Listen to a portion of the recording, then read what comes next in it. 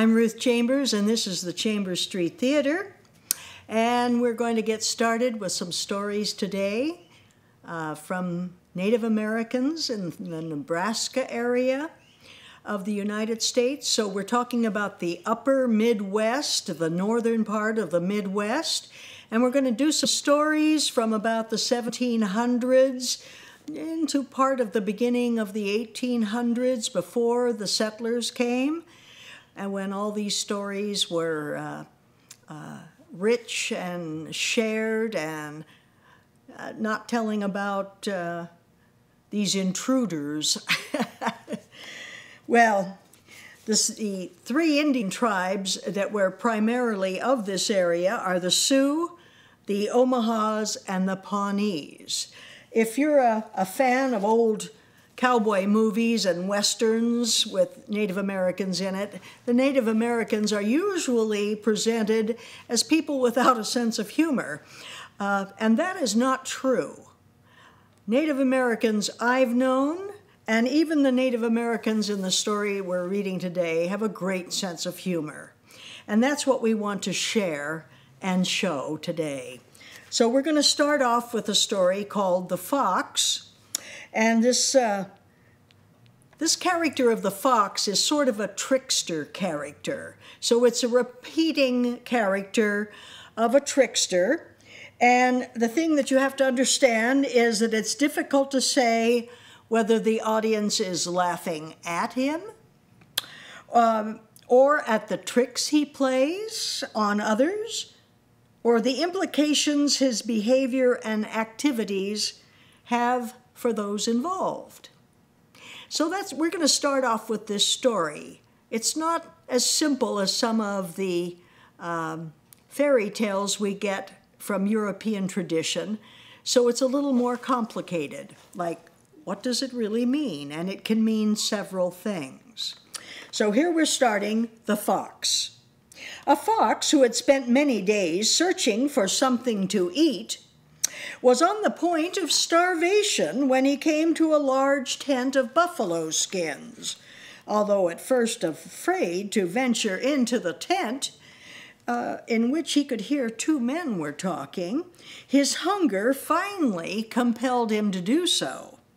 The first thing he saw after he had entered was a pot of venison cooking over a fire. On either side of the fire sat two old blind men. They were discussing old times while waiting for their meat to be cooked. The fox, perceiving that they were blind, grew bolder, and seeing a rib sticking out of the pot, slyly took it out and picked off the meat. Then he took another, and still another, until nothing was left but a pile of rib bones. These he replaced in the pot. At last, one of the blind men said, "Well, I think this meat must be done." He removed the pot from the fire, but found it contained nothing but bones. He then said to the other man, "You are artful and good for nothing, you fellow. You thought to cheat me out of my dinner." The other man, in great surprise at the accusation of his companion, became enraged. Each accused the other of being the guilty one in loud and angry tones. The fox, meanwhile, took up a stick and, going very stealthily up to one of them, struck him with it. The blind man at once turned on the other man. Both blind men thereupon flew at each other in great wrath, which so excited the fox that he giggled. The blind men ceased fighting and inquired who had come. The fox, smoothing his face, answered, "A traveler." The old men, very much ashamed of their quarrel with each other, resumed their respective places and welcomed the stranger. They told him to partake of the dried buffalo meat, which was packed away in skins in great piles around the tent. The fox accepted their invitation and ate until he could eat no more. Then said the old man, "If you are without provisions for the way, take one of the sacks of buffalo meat."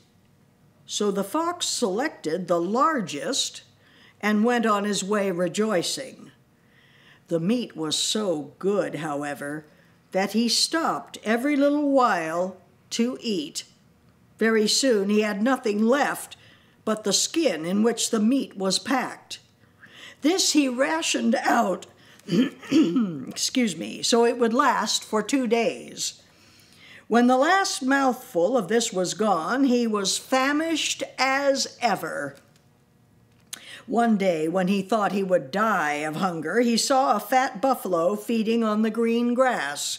The fox immediately hid in the tall grass and was trying to devise some way of killing the buffalo. When the animal looked up and saw him, he said, "What do you want, my young brother?" The fox came forward and answered, "Ah, my brother, you see how starved I am. Oh, that I were a buffalo so I could feed on green grass and grow fat like you." The buffalo, hearing his wish, replied, "Would you indeed be a buffalo if you